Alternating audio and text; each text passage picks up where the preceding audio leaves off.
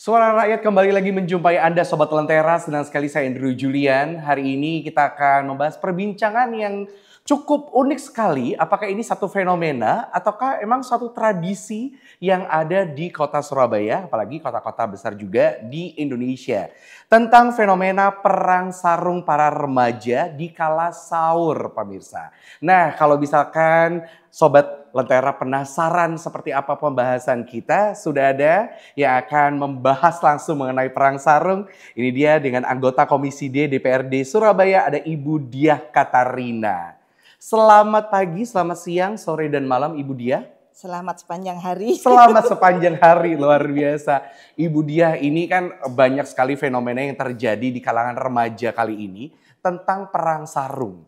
Kalau saya dulu sih mending perang makanan ya Bu ya daripada perang sarung ya. Iya nggak pernah, kecilku remajaku juga nggak pernah tahu perang sarung ya. Nah sekarang ini banyak sekali fenomena, apakah ini memang fenomena saja ataukah satu tradisi yang muncul di kala bulan Ramadan dan waktu sahur Bu biasanya? Ya kalau tradisi ini kan turun-temurun dari dulu banget ya. Kayaknya ini enggak, ini kayaknya ya fenomena aja remaja kita yang lagi ingin berkreasi ya. Yang awalnya mungkin tidak sampai makan korban, hanya untuk fun saja. Tapi ya anak remaja ini kan apa ya, jiwanya itu jiwa coba-cobanya ada, mencari jati dirinya ada, terus ya mungkin ada apa ya gagah-gagahan sehingga coba-coba dikasih apa senjata tajam, dikasih benda yang tajam sehingga melukai. Ini yang nggak boleh ya harusnya ya. Soalnya kan beberapa kasus perang sarung nih tidak hanya sarung saja yang digunakan, tapi diisi oleh batu. Betul. Nah itu mungkin Ibu tadi sudah menyampaikan, ya ada satu sisi kriminalnya juga kalau misalkan diisi dengan benda-benda tajam yang membahayakan orang lain juga. Ya anak segitu kan nggak mikirkan dampaknya ya. Pokoknya mereka tuh coba-coba, seperti trek-trekan. Kalau dipikir dia jatuh pun akan luka. Betul. Luka itu kan akan sakit badan. Dia nggak mikir kan kalau sakit seperti apa, kalau patah tulangnya seperti apa, nggak mikir. Jadi mereka cenderung itu hanya apa ya, hanya gagah-gagahan, fans, nggak mikir, tidak memikirkan bahwa kalau mereka sampai terluka, yang ribet juga tidak hanya mereka, tapi orang tuanya, kemudian mungkin keluarganya. Nah inilah yang perlu kita cermati. Kenapa sih mereka sampai melakukan hal-hal yang konyol seperti ini? Apakah karena tidak ada penyaluran energi mereka untuk melakukan hal-hal yang lebih bagus, lebih positif seperti itu? Sebagai seorang ibu, gitu kan? Kenapa selalu remaja yang selalu melakukan aksi-aksi seperti ini? Mungkin membahayakan untuk dirinya sendiri dan juga membahayakan orang lain di sekitarnya. Remaja ini kan usia apa ya, maga ya, anaknya enggak, dewasa enggak. Tanggung ya Bu ya bisa dibilang ya.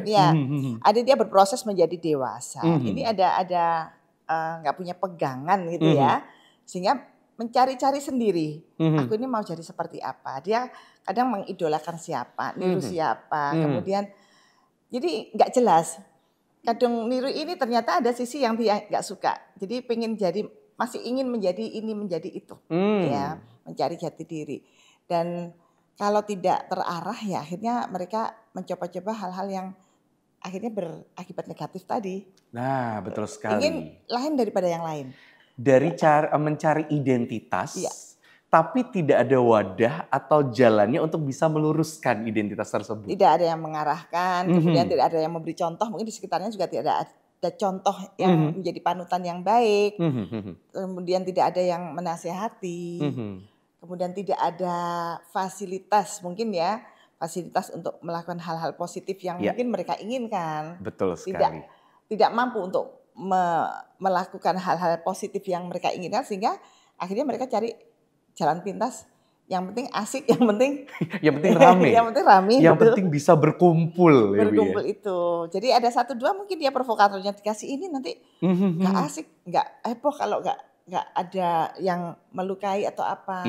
Kan itu kurang sakit, mungkin seperti itu awalnya. Nah ini hal yang harusnya kita cegah dan semua ya aparat pemerintah itu harus aware ya dengan masalah ini, karena kalau dibiarkan ini akan jadi tradisi lama-lama. Yang Wah, awalnya hanya fenomena aja jadi ya. tradisi. Jadi tradisi. Ini sesuai sama yang saya pikirkan tadi, Bu. Apakah ini memang satu tradisi yang harus dijalankan atau terbiasa dijalankan di kala bulan Ramadan kayak gini?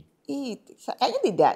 Masa remaja saya nggak mengenal perang sarung Saya ya. juga, Bu. Makanya. Saya masa remaja saya cuman ya berkumpul dengan teman-teman sebaya saya di komplek rumah. Kita menunggu waktu untuk bersahur bersama gitu kan. Tapi ini apakah saya berpikir apakah ini tradisi ataukah hanya fenomena belaka gitu? Fenomena saja yang ditumpangkan pada masa sahur karena biasanya kan menunggu sahur itu sudah melek atau setelah sahur nggak segera tidur nunggu subuh kan. Nah, ini akhirnya usil-usil. Masa-masa ini digunakan untuk melakukan hal-hal yang usil tadi. Berarti Sobat Lentera ini bukan satu tradisi, memang ini ya satu kegiatan saja ya, tidak bisa dibilang tradisi. Ya. Karena kalau tradisi itu bisa menguntungkan. Tapi kalau saya rasa ini kalau perang sarung, apakah ada sisi menguntungkannya atau tidak? Kalau dari sisi remaja tersendiri itu mungkin ada keuntungannya, bisa berkumpul bersama. Betul. Tapi untuk kebanyakannya adalah ya banyak merugikan juga ya Bu ya. Kalau awalnya kan tidak dikasih batu, tidak dikasih hanya ujungnya jadi diikat gitu ya Bu ya. Betul, betul. Kemudian ada yang diputer-puter menyerupai pecut gitu ya. Iya, pecut terus kayak ada buletan gitu ya Bu ya. Seperti itu. Itu untuk seru-seruan saja. Seru-seruan dan mungkin untuk ketangkasan saja ya awalnya seperti itu. Dan kalaupun kena tidak sampai melukai. Nah, itu kalau misalkan menjadi tradisi, it's okay. Nah, ketika berkreasi kemudian sampai harus melukai dan memakan korban sampai meninggal dan sebagainya itu kan sesuatu yang kalau bisa dihindari ya. Dihindari karena sudah masuk ke kriminalitas untuk melukai seseorang. Kalau Ibu dia tadi berbicara kalau menjadi sebuah tradisi ini bisa menarik perhatian juga kalau dari segi positifnya ya Bu ya. Tidak melukai sesama gitu kan. Baiklah kalau begitu Sobat Lentera nanti kita akan melanjutkan lagi pembahasan mengenai perang sarung. Apakah ini fenomena ataukah tradisi? Dan masih bersama dengan Ibu Diah Katarina, anggota Komisi D DPRD Surabaya, tetap di Suara Rakyat, Suara Perubahan.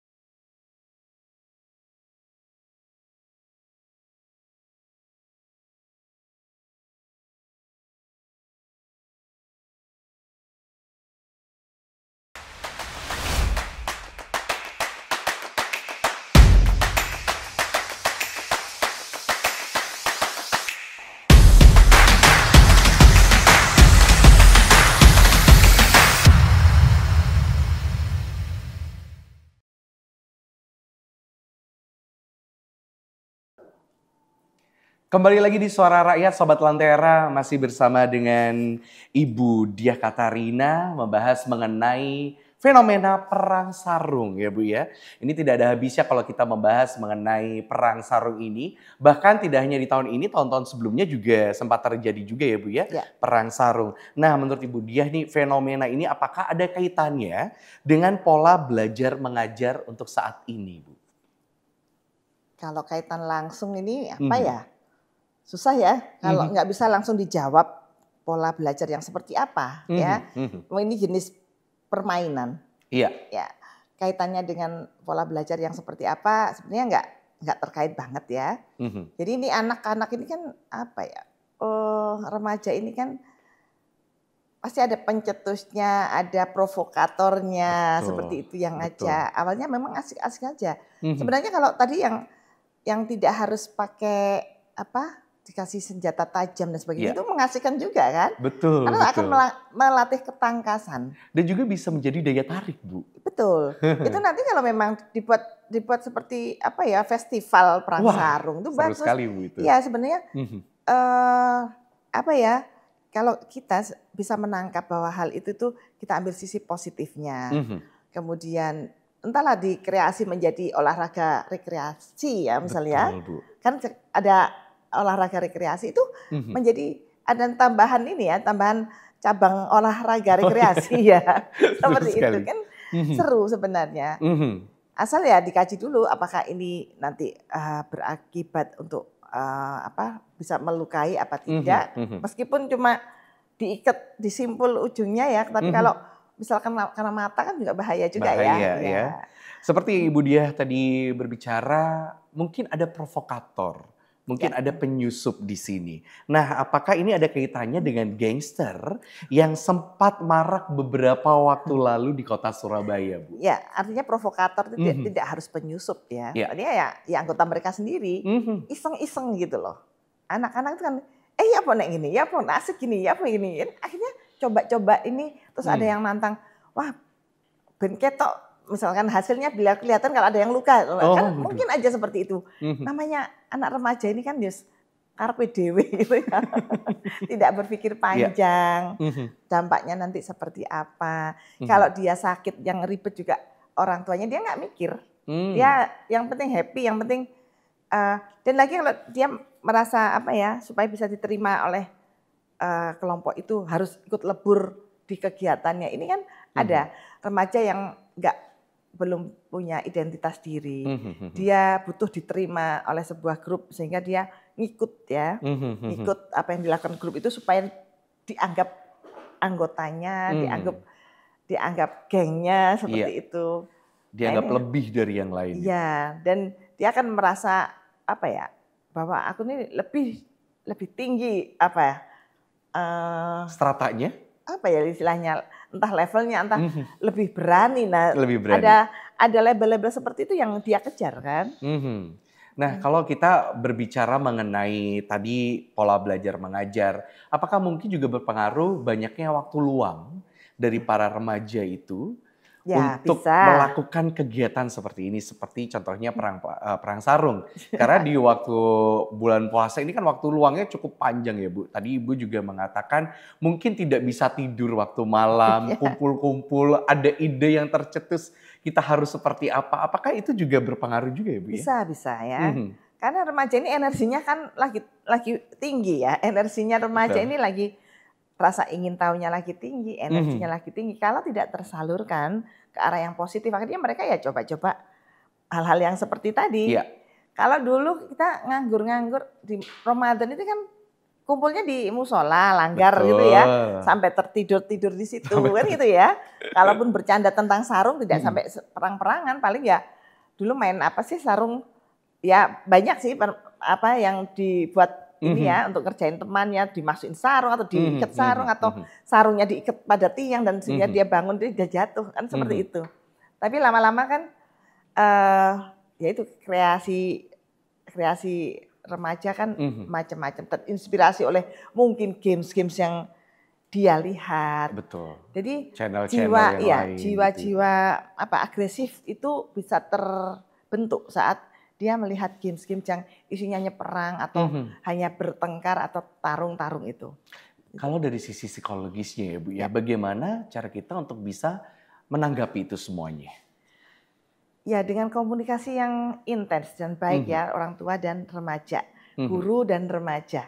Jadi ada komunikasi yang intens, kemudian bisa digali kemauannya apa sih. Nah, kemudian ini bisa diterjemahkan nanti misalkan, oh ternyata mereka itu kekurangan lahan untuk mengekspresikan diri. Betul. Kalau saya lihat pemerintah Kota Surabaya kan sudah membuka, membuat apa ya, membuat sarana memfasilitasi ya remaja untuk belajar seperti di Balai Pemuda ada untuk belajar ludruk, untuk belajar kesenian ya. Nah ini mungkin mereka tidak terinfo atau mungkin kurang tertarik atau ketertarikan mereka di bidang olahraga misalnya. Dulu pada saat mungkin 10 tahun yang lalu kan di Surabaya digalakkan olahraga dayung. Nah dayung ini kan full energi. Nah kalau remaja-remaja yang punya full energi ini diarahkan pada olahraga dayung, dari dia bisa teriak saat mendayung, saat ini kan bisa dia capek sampai rumah tidur, jadi dia nggak akan aneh-aneh lagi. Nah kalau energinya lagi tinggi, punya waktu banyak, akhirnya mereka berkreasi dan terinspirasi oleh tadi games-games yang agresif dan sebagainya, akhirnya mereka melakukan ya tanpa tanggung jawab itu tadi. Betul. Saya suka yang dibilang sama Ibu Diah Katarina, jangan malu untuk berkomunikasi, lakukan komunikasi yang tepat, bertanya kepada remaja tersebut. Betul. Iya kan Bu ya? Betul. Apa maunya, kemudian dan ini kalau perlu dibuat ajang apa ya? Ada sih forum anak Surabaya. Tapi kalau mereka tidak bisa masuk ke situ, ada rasa canggung, mungkin membuat forum lagi ya, lagi seperti apa. Jadi pemerintah Kota Surabaya memfasilitasi, mengambil inspirasi dari mereka. Ya seperti menjaring aspirasi kalau kami reses ya. Betul. Tapi sasarannya adalah remaja. Ya. Berarti itulah sikap pemerintah Kota Surabaya untuk bisa mengatasi fenomena-fenomena yang terjadi pada remaja saat ini. Memfasilitasi mereka untuk bisa berbicara dan bersuara. Baik, Ibu Diah, kita akan melanjutkan lagi di sesi selanjutnya. Untuk Sobat Lentera, kita akan masuk lagi untuk pembahasan fenomena perang seru yang ada di Kota Surabaya, tetap di Suara Rakyat, Suara Perubahan.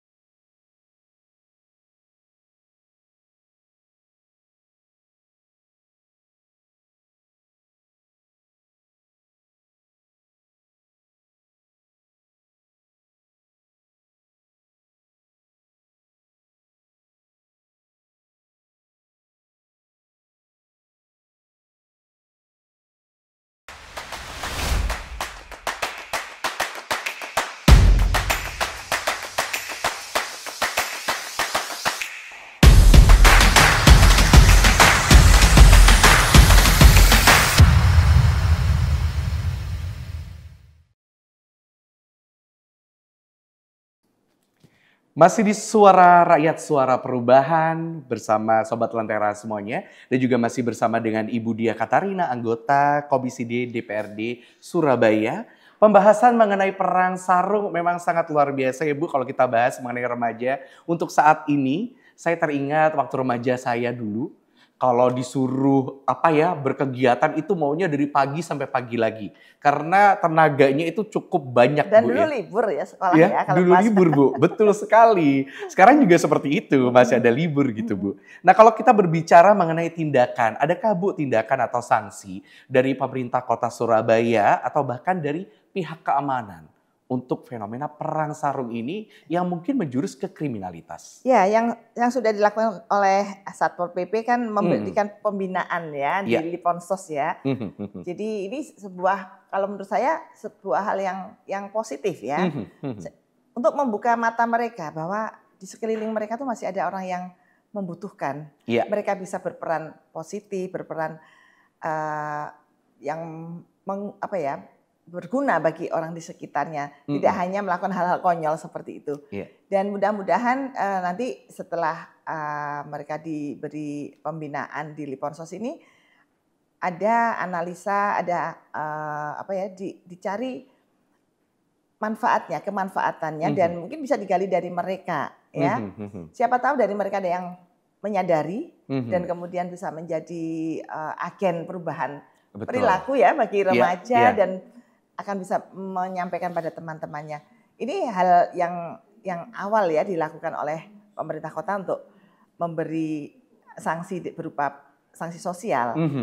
Dan saya berharap hal ini bisa selesai sampai di sini sehingga tidak sampai ke ranah hukum dan karena mereka usianya masih anak-anak. Kebanyakan kan 18 tahun ke bawah pelakunya. Betul, SMA, SMP gitu ya Bu. Secara hukum belum bisa diproses secara hukum sehingga dengan pembinaan sosial ini mudah-mudahan dan hasil pembinaan sosial ini kalau perlu juga disosialisasikan ke masyarakat ya supaya semua tahu sanksinya seperti apa kemudian sehingga tidak mencoba-coba. Kalau yang tidak ingin dikenai sanksi kan tidak perlu mencoba. Gitu. Tapi kalau tidak ada sanksi mereka kan wah aman kok. Terus ya Bu ya. Terus. Kalau perlu kita hentikanlah. Hentikan perang sarung ini yang tidak manfaat. Tapi kalau yang tanpa tadi yang mungkin bisa jadi olahraga rekreasi ya perlu dikaji oleh teman-teman yang memahami di bidang olahraga. Ada daya tarik tersendiri. Sebenarnya pemerintah Kota Surabaya ini sudah memberikan sanksi juga, tapi juga membekali mereka, membina mereka untuk bisa menciptakan sesuatu hal yang lebih positif lagi. Ya tadi seperti Ibu bilang, masih ada kok kegiatan-kegiatan yang bisa dilakukan seperti dayung untuk bisa mengeluarkan semua tenaganya dan banyak sekali tempat-tempat di Surabaya untuk bisa digunakan untuk berkegiatan yang positif ya Bu ya. Seni bisa di Balai Pemuda. Betul. Semuanya terbuka lebar untuk semua yang ingin melakukan kegiatan daripada melakukan kegiatan menyakiti orang lain dan juga diri sendiri. Gimana kalau nggak kita coba untuk melakukan kegiatan yang positif, betul ya Bu ya?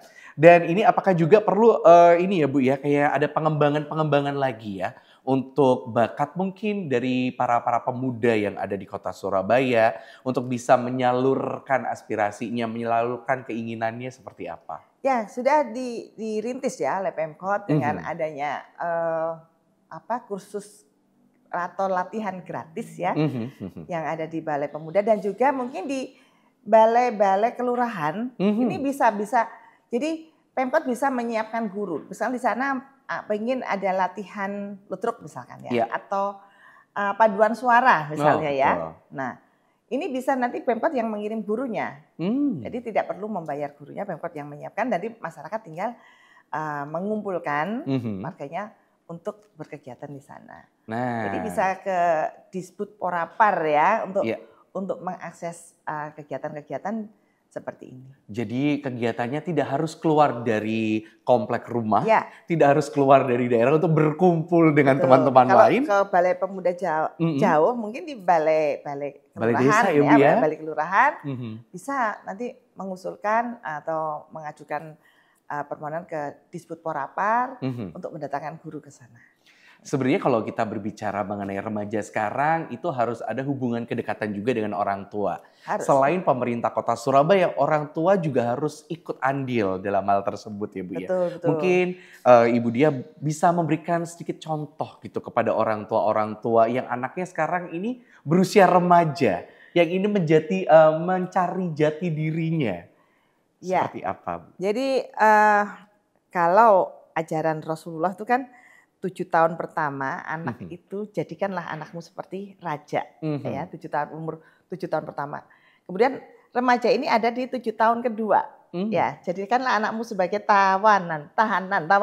Ya. Sehingga justru untuk melatih disiplin ini di usia ini ya harus ketat. Tapi kebanyakan orang tua malah kewalahan. Di usia-usia seperti itu ya Bu ya? Betul, 7 tahun kedua ini kebanyakan orang tua nyerah ya, udah anakku begini nyerah. Justru sebenarnya kita harus lebih ini lebih ketat ya, lebih agak otoriter ya kepada anak yang usia 7 sampai 14 tahun ini. Ini ketika itu nanti 7 tahun ketiga jadikanlah anakmu ini sebagai teman kan seperti itu. Itu akan mempetik hasilnya kita di 7 tahun ketiga ini. Ketika di 7 tahun pertama dan kedua kita penuhi. Seperti itu. Jadi ini memang harus belajar ya sebagai, kan nggak ada sekolah untuk orang tua. Jadi kita harus belajar sendiri, bisa browsing apa sih ini maksudnya. Saya sendiri meskipun sudah nenek ya, artinya sudah tidak punya anak remaja, anak saya sudah dewasa semua, masih perlu mempelajari. Karena yang kita ketahui kan juga bermanfaat bisa untuk orang lain.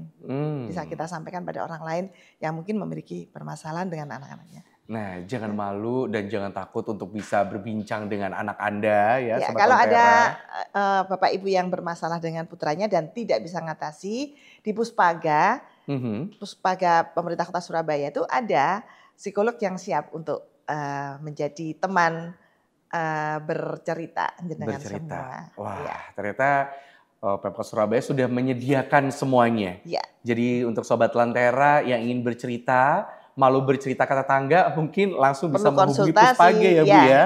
Konsultasi tentang anaknya ada di Puspaga, di Siola lantai 3. Oke. Apalagi Ibu yang ingin disampaikan oleh Sobat Lentera yang sekarang lagi benar-benar ini ya Bu ya, konsentrasi untuk mendengarkan Ibu berbicara nih, memberikan sesuatu yang sangat luar biasa untuk hari ini tentang fenomena perang sarung ini.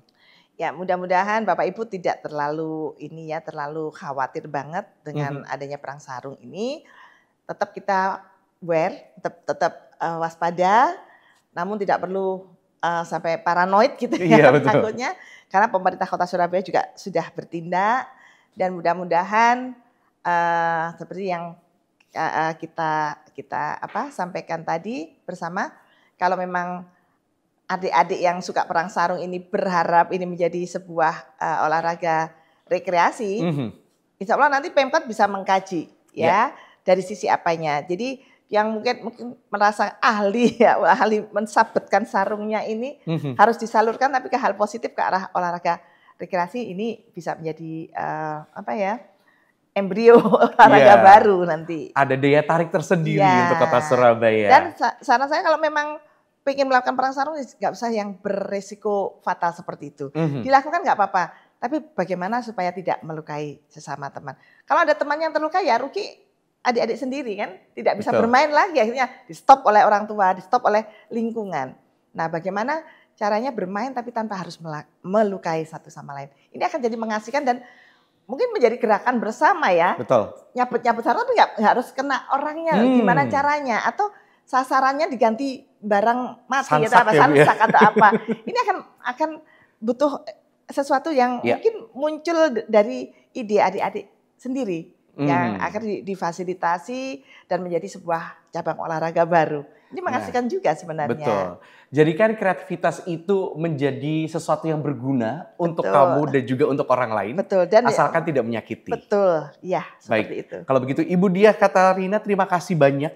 Ya Mas Indru, sama-sama. Luar biasa, kita samaan bajunya. Kapan-kapan kita ketemu harus janjian lagi ya Bu ya, bajunya samaannya. Baiklah itu Sobat Lentera, terima kasih untuk Anda yang sudah menyaksikan Suara Rakyat untuk membahas tentang fenomena tentang perang sarung. Saya Andrew Julian pamit, terima kasih untuk Anda semuanya.